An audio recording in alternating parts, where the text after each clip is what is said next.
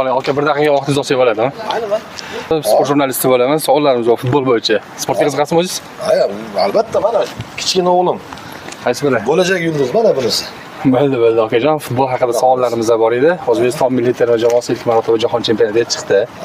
Muxlis sifatida o'zingizning shaxsiy fikringiz va jamoani qay darajagacha yetib boradi deb o'ylaysiz? Endi o'zimni muxlislik fikringiz. Конечно, endi baribir birinchi o'rin bo'lib chiqishi qiyin. Men o'ylashimcha shu ikkinchi o'rin bo'lib chiqish ehtimoli kattaroq, chunki hali Kolumbiya, Ganalar baranaqaroqda. Kuchliroq deysiz. Bizniki hozirgi anaqasi nima deydi hali? Holatidan kelib. Holati kuchli, kuch anaqasi, kuch darajasi shu Portugaliyadan keyin deb o'ylayman. Portugaliyadan keyin ikkinchi o'rin bilan guruhdan chiqa oladi deb o'ylaysiz. Ha, shunaqa.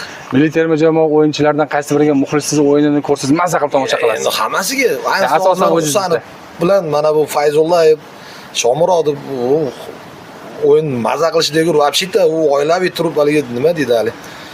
Balesherizo. Balet qilib kechasi bo'lsa o'yinlarni ham kutib ko'rib ana qilamiz.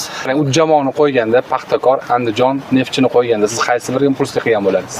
Paxtakor. Albatta Paxtakor. Qo'llar sportga qanaqa qaraysiz O'zbekistonda? Endi oldinga nisbatan hozir ancha yaxshi. Lekin 5000 so'mga olsiz, bundan tushgan pulni biz Instagramda juda ham ko'pchilik inson qo'llab-quvvatlagan.